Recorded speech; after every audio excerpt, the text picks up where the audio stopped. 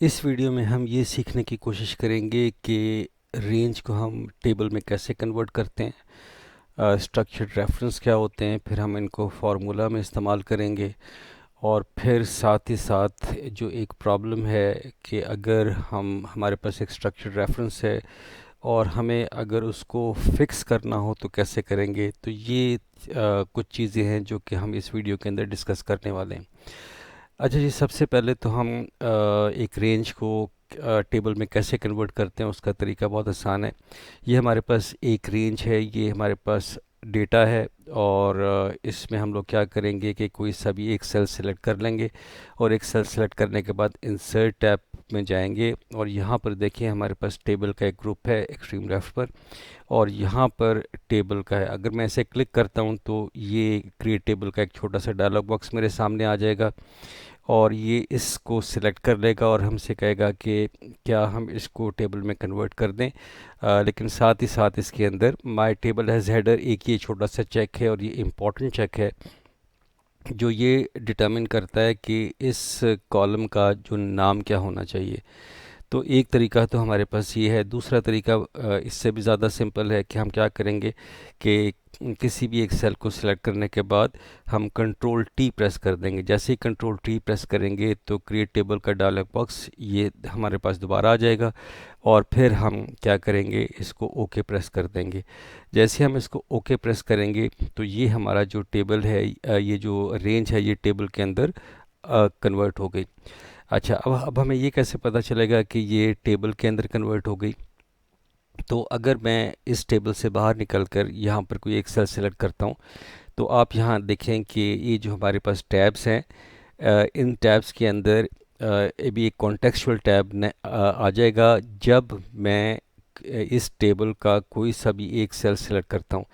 तो जैसे ही मैंने एक सेल सिलेक्ट किया, यहाँ पर देखें टेबल डिज़ाइन का एक कॉन्टेक्चुअल टैब आ गया।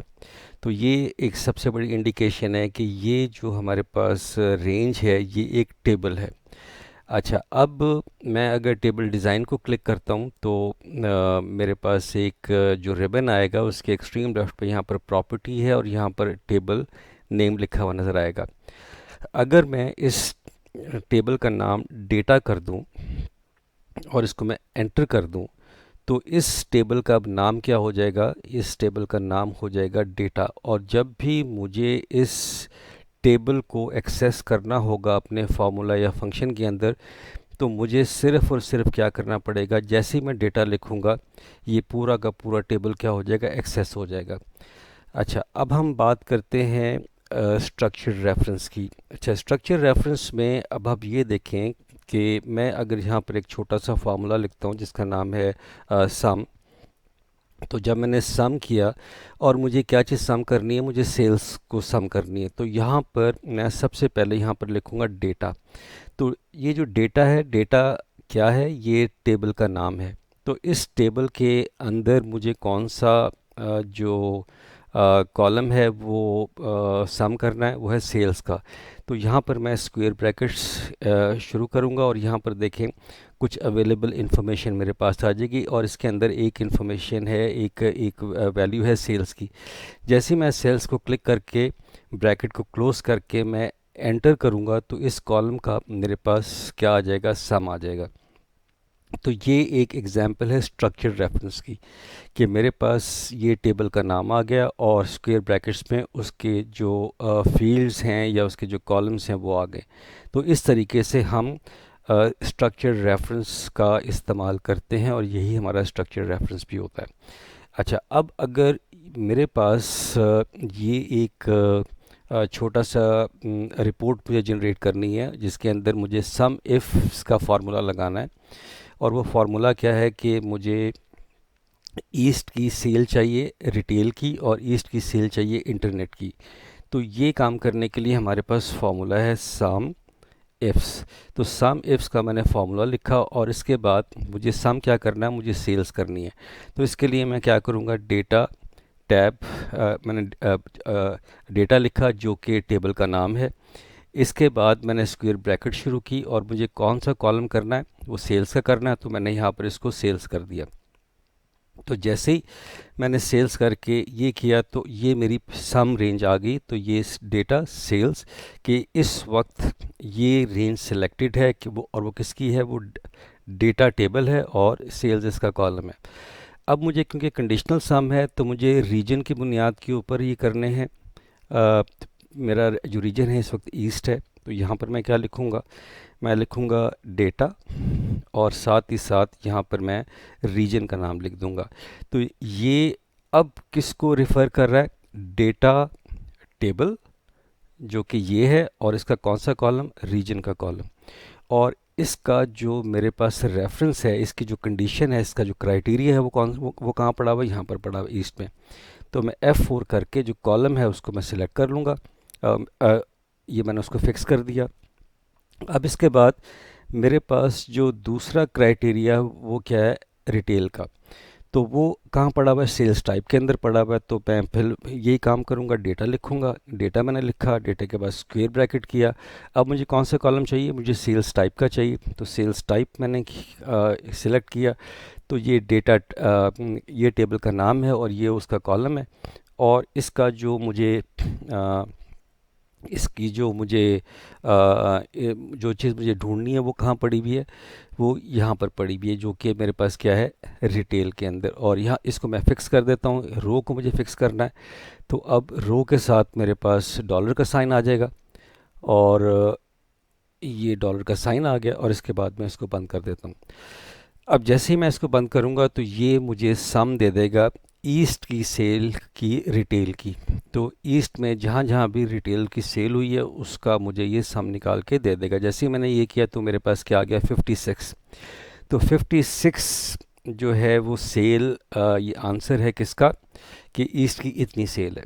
अच्छा, अब अगर मैं इसको आगे की तरफ कॉपी करता हूँ तो मैं यहाँ पर एक्सपेक्ट कर रहा हूँ कि कोई ना कोई वैल्यू आएगी, लेकिन यहाँ पर क्या आ रहा है, यहाँ पर ज़ीरो आ रहा है। अब ज़ीरो क्यों आ रहा है, इसलिए कि हमारे पास ये जो डेटा की जो रेफरेंसेस हैं ये इस वक्त रिलेटिव मोड के अंदर हैं। अगर यहाँ पर देखें, पहली पहली कौन सी चीज़ है, डेटा सेल्स है। और अगर मैं यहाँ पर जाता हूँ तो यहाँ पर मुझे क्या नज़र आ रहा है, डेटा रीजन नज़र आ रहा है। तो जैसे ही मैं आगे की तरफ मूव करूँगा तो क्योंकि लास्ट कॉलम सेल्स का है, तो और इसका पहला कॉलम कौन सा है, रीजन का है। तो जैसे ही इसको मूव किया तो यहाँ से मूव करके वो कहाँ चला जाएगा, रीजन पे चला जाएगा। इसी तरीके से अगर यहाँ पर आप ये देखें कि यहाँ पर रीजन का कॉलम है, और जब आप इसको आगे की तरफ मूव करेंगे तो रीजन के आगे कौन सा पड़ा हुआ है, डेट का कॉलम है। तो यहाँ पर कौन सा आपको नज़र आ रहा है, डेट का कॉलम नज़र आ रहा है। इसको हमने किसी तरीके से फिक्स करना है कि अगर हम इसको कॉपी करें या इसको मैं एक्सटेंड करके यहाँ पर लेके जाऊँ तो ये जो मेरी रेंजेस हैं ये क्या होनी चाहिए, वो फिक्स होनी चाहिए, ये चीज़ें चेंज ना हो। ये काम करने के लिए हमें क्या करना पड़ेगा, बहुत ही सिंपल सा कॉन्सेप्ट है। आपने ये जो सेल है इसको रीराइट करना है इनटू स्क्वायर ब्रैकेट्स। जैसे कि मैंने यहाँ पर ये दो स्क्वायर ब्रैकेट्स डाल दी। पहला काम मैंने ये किया, ठीक है। दूसरा काम मैंने ये किया कि मैंने इसको कॉपी किया, कंट्रोल सी किया, और इसको मैंने यहाँ जाके कोलन डाला, और इसके बाद मैंने इसको क्या कर दिया, पेस्ट कर दिया। तो ये सेल्स मैंने स्क्वायर ब्रैकेट्स में दो दफ़ा लिखा, दरमियान में कॉलम डाला, और इस सब को इनक्लोज कर दिया डबल कोट्स के अंदर। अब ये क्या चीज़ हो गई, अब मेरे पास ये जो सेल्स का कॉलम है ये फिक्स हो गया, अब ये एब्सोल्यूट में कन्वर्ट हो गया। यही काम हम लोग यहाँ पर करते हैं कि मैं यहाँ पर दो ब्रैकेट्स डालता हूँ। ये मैंने दो ब्रैकेट्स डाली, यहाँ पर भी डाली। इसके बाद मैंने इसको रीजन को कॉपी किया, कंट्रोल सी किया, और इसके बाद मैंने एक कोलन यहाँ डाला, और इसके बाद जो रीजन का जो था वो मैंने इसको यहाँ पर लेकर आ गया। तो अब ये भी क्या हो चुकी है, फिक्स हो चुकी है। अब यही काम हम सेल्स टाइप के साथ कर लेते हैं कि यहाँ पर आप दो स्क्वायर ब्रैकेट्स डाल दें, जैसे कि मैंने यहाँ पर डाली। और इसके बाद मैंने ये सेल्स को, ये जो सेल्स है इसको मैंने कॉपी किया। कॉपी करने के बाद फिर मैंने यहाँ पर दो कोलन डाले, और इसके बाद मैंने इसको पेस्ट कर दिया। तो ये चीज़ क्या बन गई, ये रेंज भी मेरी अब फिक्स हो गई। अब ये फिक्स हो चुकी भी है। अब जब मैं इसको एंटर करूँगा तो आंसर मेरा यहाँ तो 56 ही आना था, और जब मैं इसको ड्रैग करके यहाँ पर लेके जाऊँगा तो यहाँ पर देखें इसका जो 58 आंसर आ गया। और अगर मैं अब इस फॉर्मूले को कॉपी करता हूँ नीचे की तरफ तो मेरा कोई ना कोई अब आंसर आएगा। तो ये वो तरीका है जिसकी मदद से हम लोग क्या कर सकते हैं, हम अपने जो टेबल के जो स्ट्रक्चर्ड रेफरेंसेस हैं उनको हम फिक्स कर सकते हैं। आई होप कि जो कॉन्सेप्ट है आपको समझ आ गया होगा।